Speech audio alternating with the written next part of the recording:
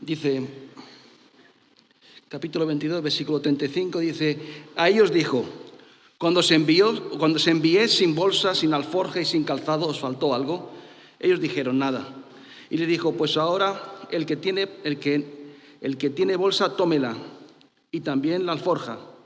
Y el que no tiene espada, venda su capa y compre una. Porque os digo que es necesario que se cumpla todavía en mí aquello que está escrito.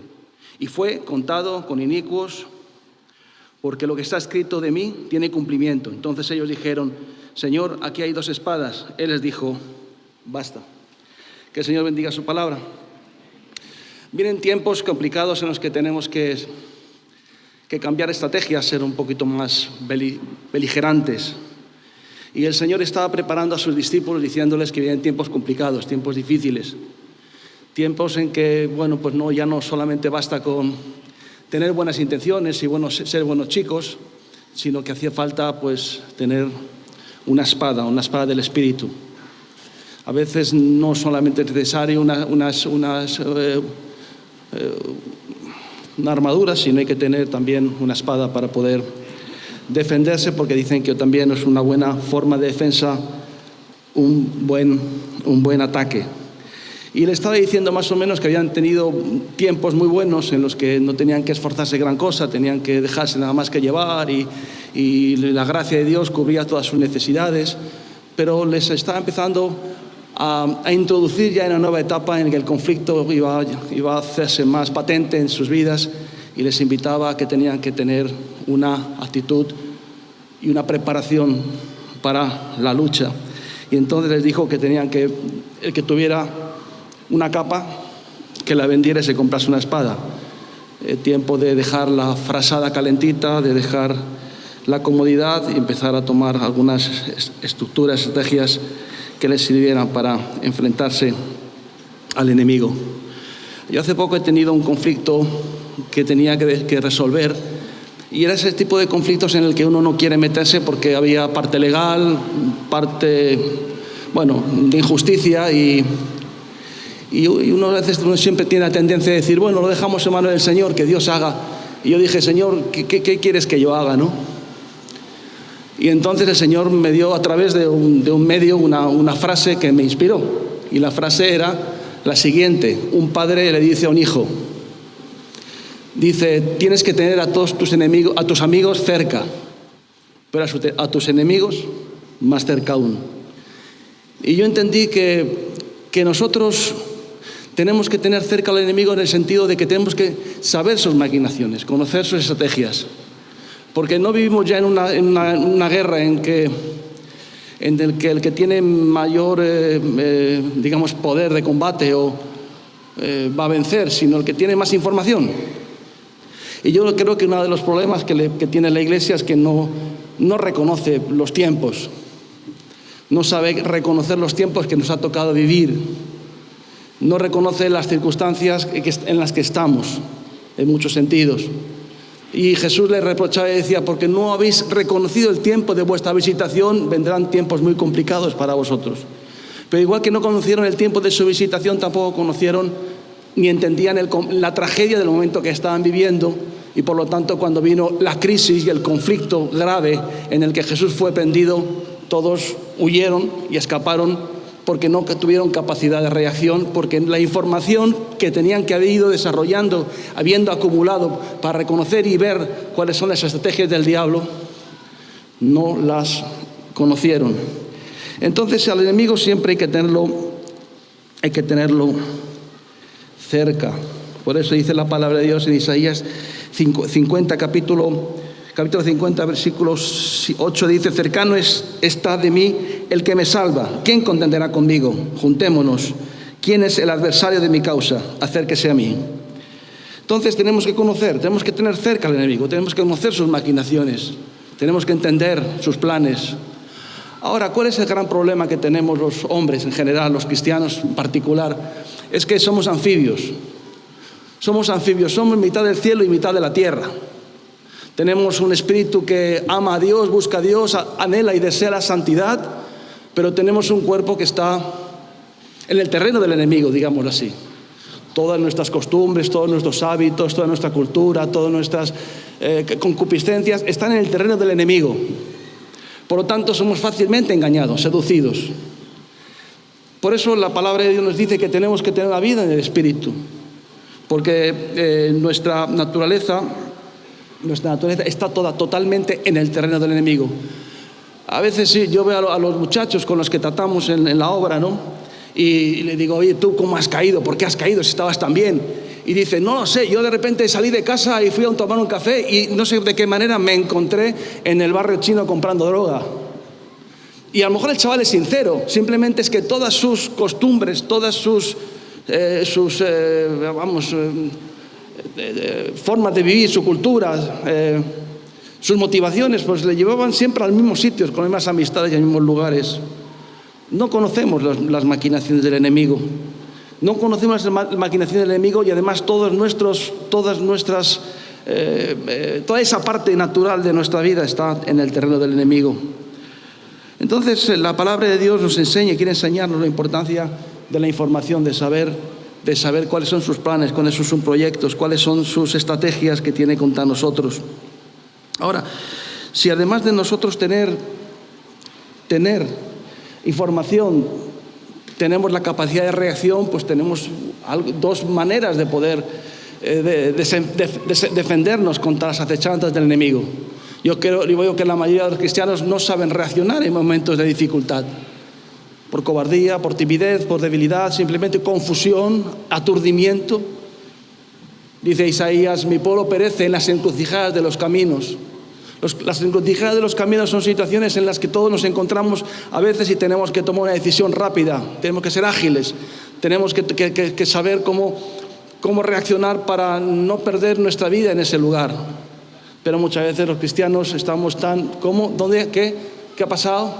El aturdimiento en el que vive el cristiano lo hace débil, lo hace vulnerable. Y el engaño del enemigo es así. Entonces, tenemos que tener una estrategia. Y esa estrategia nos lleva a reaccionar con rapidez. Entonces, primero, una espada. Tenemos que tener una espada. Tenemos que saber que vienen tiempos difíciles. Tenemos que saber que ya no solamente tenemos que decir, vamos a dejarle en mano del Señor, Dios lo va a hacer todo, Dios lo va a arreglar todo. No, Dios te dice, no, ahora tienes que coger la espada, tienes que confrontar, tienes que estar en el terreno de combate. Ahora no simplemente tienes que dejarlo todo en manos de otros, sino tú tienes que tomar decisiones.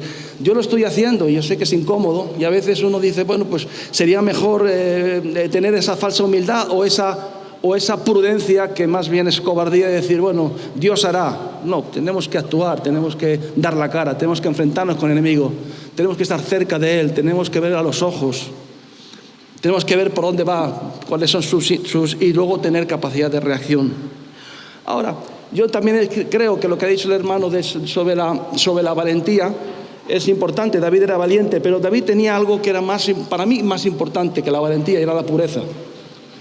Para mí la mayor cobertura espiritual que podemos tener, o la mejor fortaleza, o la mejor escudo o armadura es la pureza. ¿Por qué la pureza? Porque la pureza nos hace tener una decisión y nos quita el doble ánimo. El de doble ánimo es inconstante en todos los caminos. David era fuerte porque estaba determinado, estaba puro. Decía, yo tengo un corazón limpio, no necesito ningún tipo de estrategia, ninguna cobertura, porque tengo un corazón limpio. Veo el rostro del Señor cara a cara todos los días y tengo un corazón limpio. Y además de todo esto, otra de las cosas que es importante que debemos de pensar es que además tenemos que tener un ejército, tenemos que tener soldados, tenemos que tener obreros. Dice la palabra del Señor en el capítulo 127 de Salmos, algo así como que el que llenó la aljaba de hijos espirituales, de discípulos, dice, no temerá cuando el enemigo le llame a la puerta. Y el enemigo va a llegar hasta la puerta de muchos. Y muchos van a encontrarse de sopetón, como se encontraron los discípulos de repente en Getsemaní, con que venían a aprender a Jesús y con el sueño en los ojos reaccionaron de una forma carnal, mundana y sin saber cómo responder. Pero las personas que tienen que tienen esa espada, que tienen esa información que está, dirigida por el Señor a través de su Espíritu Santo y que nos mantiene en un estado de alerta. Descansamos, pero como no sé si puedes visualizar cómo están los animales en el campo muchas veces. No sé si veis algún programa y ves que los animales están comiendo y levantan la cabeza, olfatean el aire, vuelven a bajar, comen un poco de hierba, levantan la cabeza, olfatean y están siempre alerta porque saben que su vida depende de poder reaccionar con rapidez. Y nosotros estamos dormidos en muchos sentidos. En muchos sentidos estamos aletargados. ¿Por qué? Porque toda esa parte, como te he dicho que somos anfibios, somos del cielo y de la tierra, toda esa parte de la tierra está todavía demasiado involucrada, mezclada en este mundo. Quisiera hablar brevemente de la importancia de tener obreros, de tener discípulos, de tener hijos. De tener hijos que nos defiendan, que tengan hijos que reaccionen cuando ya nosotros necesitamos de alguien que nos soporte y que nos ayude. He estado leyendo últimamente todo el libro de Filipenses varias veces.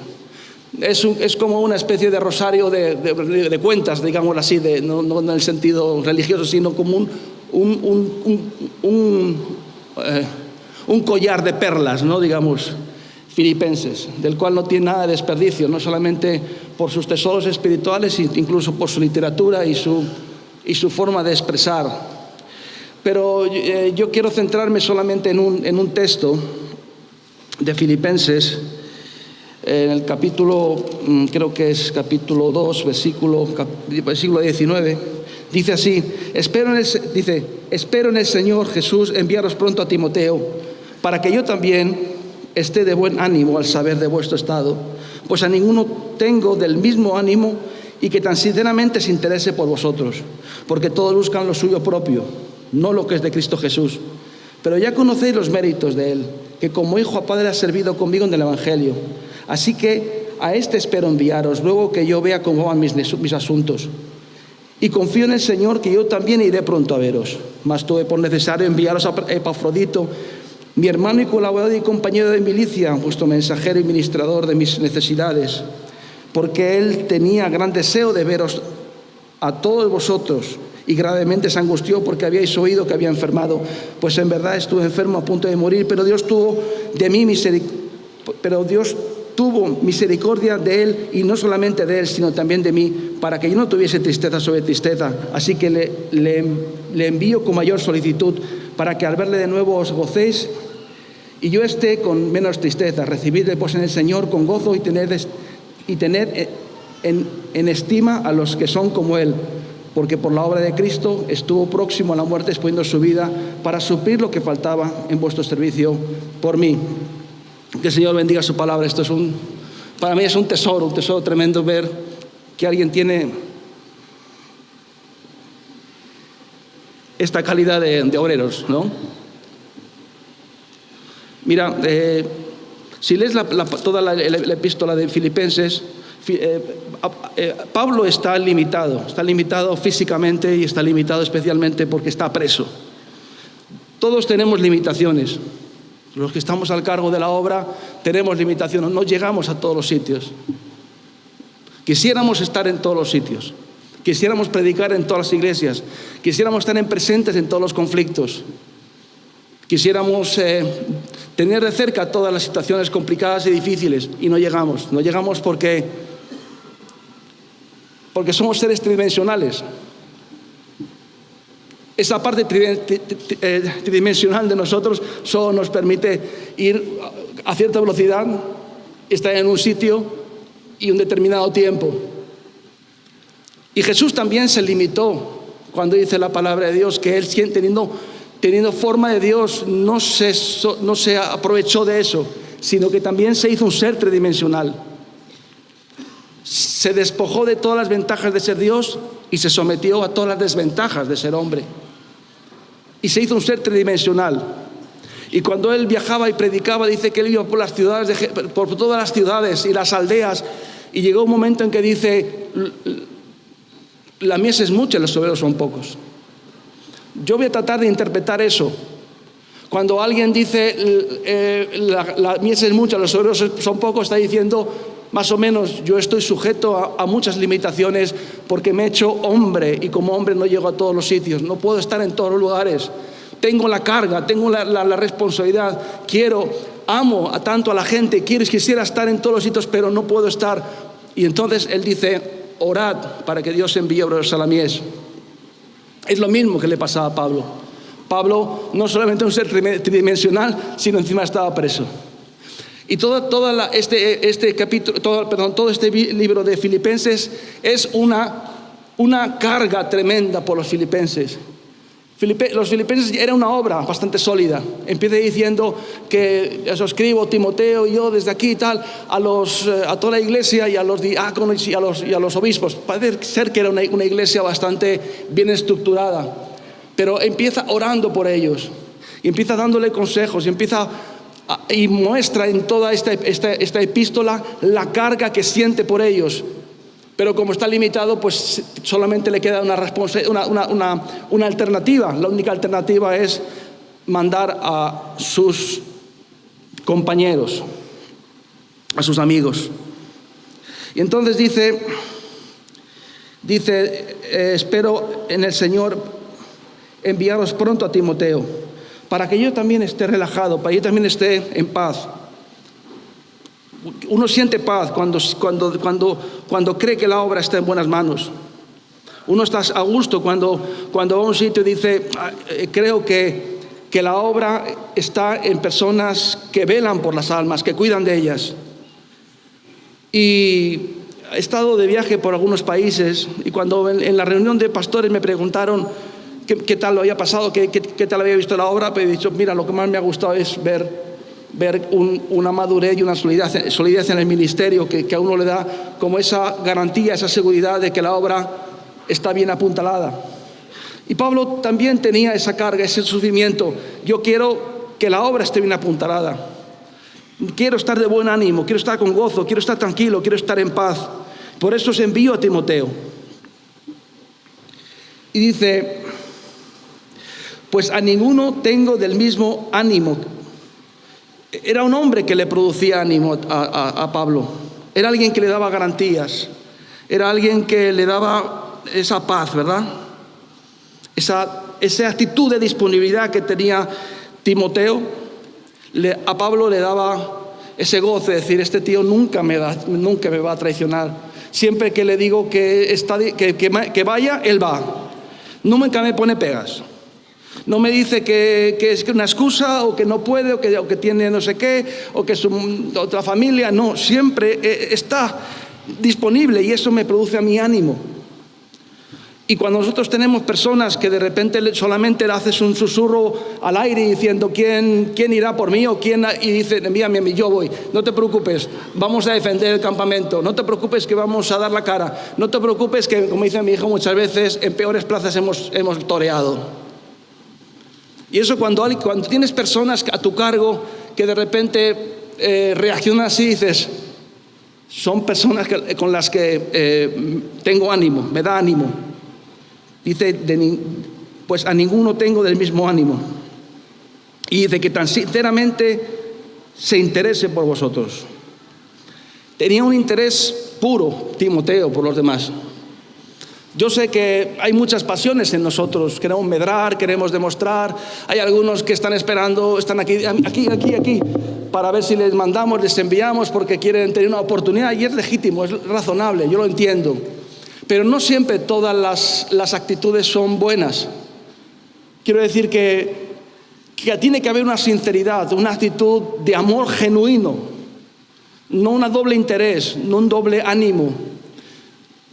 No un interés, digamos, ilegítimo, espurio, algo que no es legal. Pero Timoteo no tenía esa actitud. Timoteo era alguien que sinceramente amaba a los filipenses. Era alguien que tenía carga por ellos. Era alguien que tenía su corazón puro y limpio, además de su disponibilidad y de su corazón dispuesto.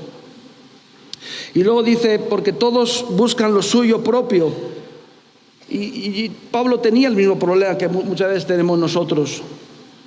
Tenemos el problema de que no hay muchos disponibles porque como dice aquí la palabra de Dios, no buscan lo que es de Cristo. Si buscáramos todo lo que es de Cristo, no tendríamos tanto arraigo a este mundo, no tendríamos tantas raíces, no estaríamos tan enraizados en este mundo, no tendríamos tantos compromisos con este mundo. Porque recordar que lo que dice la palabra de Dios, que el soldado de todos se abstiene para agradar a aquel que lo tomó por soldado. Pero aquí dice la palabra de Dios que había muchos, sí, pero muchos que buscaban lo suyo propio. Y a veces lo suyo propio no son cosas escandalosas, simplemente no son las cosas de Cristo. Cuando el Señor dice, ¿quién enviaré? Pues al final nosotros tenemos que hacer un balance y muchos pensamos, ¿qué nos va a costar esto? ¿Cuál es el resultado? ¿Qué me va a costar a mí dar este paso de obediencia? Y hay muchos que son, bueno, pues yo soy una persona intelectualmente, digamos, activo. Quiero decir que yo cuando me convertí al Señor, no solamente fue una entrega emocional ni espiritual, sino que fue una entrega racional, porque yo entregué mi cuerpo como culto racional, como dice Corintios. Es un culto racional, es una especie de reflexión profunda, a pesar de que era muy joven, tenía 16 años, tenía que pensar qué es lo que dejaba, qué es lo que ganaba y qué es lo que perdía. Con 17 años yo creía que perdía mucho más de lo que ganaba. Dejaba mi juventud, dejaba mis amigos, dejaba mis hábitos, dejaba mis vicios, dejaba mis novias, dejaba mis posibilidades de disfrutar de la vida. ¿Y qué ganaba? No lo sé qué ganaba. Ganaba la salvación. Luego ya con los años he visto que he ganado mucho más, pero con 17 años pensaba que lo perdía todo. Pero hice un esfuerzo intelectual, lo pensé, lo calculé, lo ponderé y decidí decantarme por servir al Señor. Y por eso aquí dice la palabra de Dios que muchos buscan lo suyo, porque hacen ese cálculo y ese cálculo no les da para servir al Señor. Y es triste. Es triste y además llegamos a tiempos en los que las medias tintas no van a ser suficientes. No va a ser como en los tiempos que hablábamos antes de que el que tenía una bolsa, que la deje porque todo va a venir de gracia, que todo es una bendición y que todo va a venir bien. Venían tiempos en los que uno tiene que empezar a sacar la espada. El que tiene que tiene que poner en práctica lo que ha aprendido, que tiene que dar la cara frente al enemigo, que tiene que hacer sacrificios y que no va a ser un camino fácil de recorrer. Entonces hagamos un esfuerzo intelectual todos nosotros. Yo les animo a hacerlo también. Es decir, ¿qué es lo que me va a costar seguir a Cristo? Como dice la palabra de Dios, como le dijo a los que le seguían, lo que cuesta seguir a Cristo. Nadie que va a la guerra no se plantea lo que le va a costar. Nadie que edifica una casa no se plantea lo que le va a costar. Debemos hacer un esfuerzo intelectual de saber qué es lo que nos va a costar. Lo que pasa es que muchos nos dejamos llevar y mientras las olas nos llevan siempre y el viento sopla de popa y nos podemos subir en esa ola que nos hace hacer una buena exhibición de surf, pues vamos, pero de repente cuando los vientos cambian, las circunstancias se ponen adversas, nos damos cuenta de que no tenemos nada, de que no tenemos espada, pero que tampoco tenemos conocimiento de la voluntad de Dios, ni tampoco sabemos las estrategias del diablo. Y de repente el invierno nos pilla la intemperie, nos pilla desnudos, y ahí fuera hace mucho frío, hermanos. Ahí afuera hace mucho frío. Por lo tanto dice, porque todos buscan lo suyo propio, lo que no es de Cristo. Dice, pero ya conocéis los méritos de Él. Ya conocéis los méritos de Él. Tiene que haber méritos en nuestra vida, hermanos. No son méritos de los que tenemos que nosotros pavonearnos ni ponernos en el tablón de anuncios, pero tenemos que tener méritos. Esto no es una aristocracia en que recibimos las cosas por herencia. No recibimos las cosas de padres a hijos simplemente por simpatía. Esto es una guerra en la que tenemos que dar méritos. Dicen que los espartanos se avergonzaban de las heridas que tenían en la espalda, porque daban una orientación de que les habían herido huyendo. Nosotros no debemos de huir jamás. Tenemos que tener los méritos de haber hecho, haber matado al oso, haber matado al león. Y un día vas a matar gigantes, pero no podemos ir a la batalla sin tener méritos. No podemos ir a la batalla sin habernos fogueado, sin habernos, desoxidado en pequeñas batallas, en pequeños conflictos. Todos tenemos oportunidades en nuestro entorno. Todos tenemos. Yo siempre el otro día predicaba en alguno de los países, yo les decía, nosotros tenemos que ser hombres de nuestro tiempo. Un hombre de nuestro tiempo es alguien que sabe aprovechar las circunstancias propias del lugar donde Dios te ha puesto y del momento histórico donde Dios te ha puesto.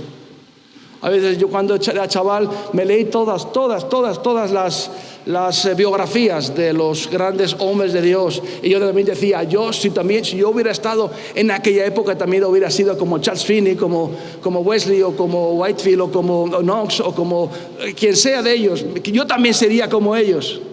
Y Dios me dijo que no, que yo tenía que ser lo que soy aquí en la España de hoy, en la España de los años 80 y en las circunstancias, y creo que fuimos hombres de nuestro tiempo. Fuimos hombres de nuestro tiempo porque hemos cambiado nuestra realidad, hemos cambiado nuestro panorama nacional e internacional, porque fuimos hombres de nuestro tiempo, supimos aprovechar las circunstancias, reconocimos nuestras opciones, reconocimos el tiempo que estamos viviendo. Pero hay gente que no sabe aprovechar el tiempo porque no es un hombre de ese tiempo, porque no sabe, está pensando en si yo fuera. Todos tenemos oportunidades para tener méritos. Yo tuve mi oportunidad y la aproveché. Otros la tienen y se la dejan pasar. Año tras año, Dios les vuelve a dar oportunidades para hacer méritos, para hacer sacrificios, para hacer esfuerzos espirituales, para demostrar que aman a Dios y que están dispuestos a servirle, y dejan pasar esas pequeñas oportunidades. Pero luego quieren ponerse en la lista de los premios. Quieren cuando de repente suenan las cornetas y se reparten las medallas, pues todos queremos estar ahí en la foto. Los que tienen méritos no buscan la foto. Es más, casi siempre se diluyen de la foto. Bastantes fotos tenemos ya. Bastante sangre hemos visto ya. Bastante dolor hemos sufrido y quebranto para presumir de nada. Dice aquí la palabra de Dios. Ya conocéis sus méritos. Dice ya conocéis los méritos de Él, que como hijo a padre ha servido conmigo en el Evangelio. Había una relación filio-paterna importante, ¿verdad? Hemos servido juntos en el Evangelio. En medio de todas las circunstancias y dificultades nos hemos mantenido firmes.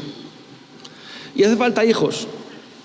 Hace falta personas que son como hijos, que están ahí y que nunca fallan. Y que hay una relación no solamente ministerial, sino una relación espiritual de pacto irrompible, de pacto inquebrantable. Somos hombres de pactos, somos hombres de compromisos, somos hombres de referencia, que pasan los años y seguimos ahí, en algún punto, en algún sitio, pero nos van viendo.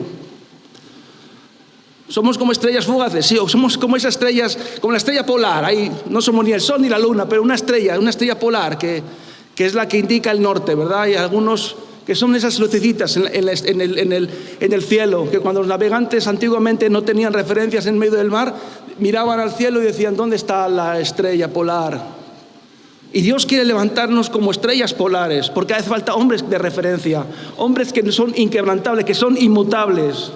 No que no caemos ni nos confundimos, sino que siempre estamos ahí, que pasan los años y el tiempo, seguimos ahí con esa relación paterno-filial en la que es irrompible, es inquebrantable, es indisoluble. Hay amistades que se rompen, que se enfrían, hay relaciones que se distancian, pero hay relaciones que nunca se rompen.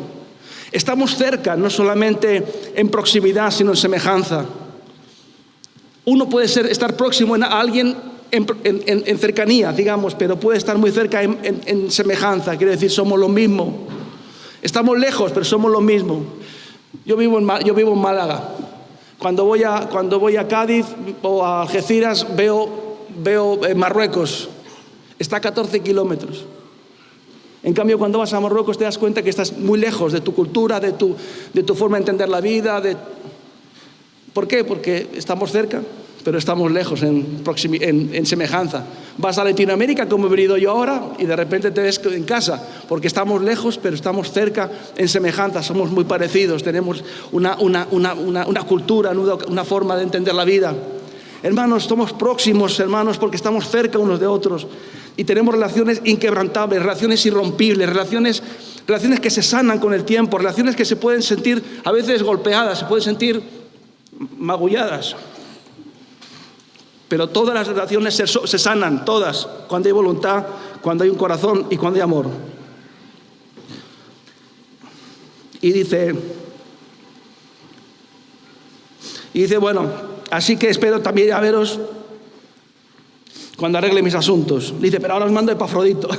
Epafrodito es, bueno, un poco menos, pero muy bueno también, Epafrodito es genial, pero no es Timoteo. Pero fíjate lo que dice de Epafrodito. Mas tuve por necesario, no me quedó otro remedio, ya que no podía ir yo, ya que mi corazón estaba con vosotros, oraba por vosotros, os mando cartas, pero necesito mandaros a alguien, voy a mandar a Epafrodito. Dice mi hermano, colaborador, compañero de milicia, vuestro mensajero y ministrador de mis necesidades.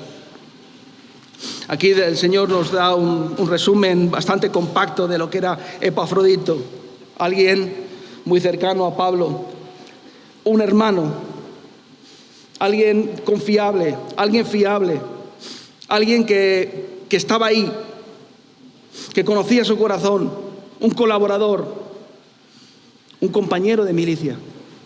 ¿Qué es mejor que un compañero de milicia? ¿Qué es mejor que alguien te cubra las espaldas? ¿Qué es mejor, más que cualquier coraza? Es tener a alguien que te cubra la espalda. Y los hermanos son los que nos cubren las espaldas cuando no tenemos otro remedio. Y este era Epafrodito, compañero, un compañero de milicia, un mensajero, alguien fiel que tiene una palabra pura, una palabra sana, una palabra que no había torcido. Yo cuando predico tengo que hacer un esfuerzo muy grande en no forzar la Escritura. Tengo tentación para encajar la palabra de Dios a esa necesidad que tengo de decir lo que quiero decir. Y a veces me contristo porque digo, ¿no habré forzado un poco esta palabra para meterla ahí, para apoyar? Pero este era un mensajero, era alguien que el mensaje y el mensajero eran la misma cosa. Jesús era un mensajero y él dice que el Verbo se hizo carne y habitó entre nosotros.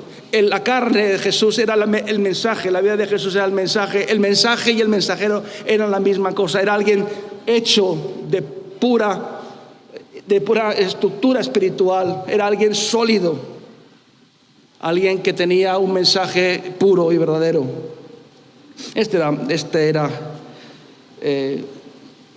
Este hombre, ministrador de mis necesidades, alguien que estaba ahí siempre para cubrir la necesidad de Pablo. Recuerda que Pablo estaba preso en circunstancias de debilidad, pero la mayor debilidad y flaqueza de Pablo era que no podía llegar a todo, que no podía ministrar una obra tan grande y tan extensa como Dios le había dado. No podía alcanzar a los pequeñitos, no podía alcanzar a los... Y fíjate nosotros que hoy tenemos métodos y formas de viaje que nos permiten viajar rápidamente.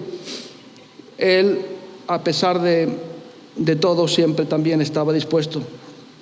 Y dice que, él lo habla de una enfermedad que tuvo, etcétera. Hermanos, tengamos pureza, hermanos. Seamos obreros, seamos siervos de Dios que estamos ahí. Y simplemente quiero acabar con algo con respecto a la pureza. Es un consejo. En Job, y con esto acabo, capítulo 31, versículo 1 dice: Hice pacto con mis ojos. ¿Cómo, pues, había yo de mirar a una virgen? Porque qué galardón me daría de arriba Dios y qué heredad el Omnipotente desde las alturas. Dios quiere un pueblo puro que hace pacto con sus organismos, con sus órganos, y especialmente la vista. Tenemos que hacer un pacto con nuestros ojos y no mirar a las vírgenes y a las menos vírgenes. No tenemos que mirar al mundo. Tenemos que hacer un pacto con nuestros ojos para que sean ojos que miren solamente a Dios y su presencia y lo que Dios quiere para nuestras vidas. Tenemos que hacer un pacto con nosotros mismos, porque si no, ¿qué galardón tendríamos? ¿Qué bendición tendríamos? ¿Qué heredad recibiríamos? Por lo tanto, hermanos, os invito a que saquemos la espada, cambiemos nuestra capa cómoda, que nos da calorcito, calentita, y empecemos a comprar una espada. Una espada porque vienen tiempos en los que va a requerir ya no dejarse llevar o dejarse querer, dejarse simplemente llevar, sino que vamos a tener que presentar la cara, presentar batalla. Ya lo estamos haciendo, lo tenemos que hacer más porque vienen tiempos difíciles. Nos van a exigir y respuesta por qué amamos a Dios y por qué tenemos fe y por qué vivimos como vivimos. A Jesús lo mataron precisamente por eso. Lo mataron, pero nunca eludió el combate ni dar la cara. Tú tampoco, hermano. Vamos a estar ahí y que Dios bendiga, hermanos.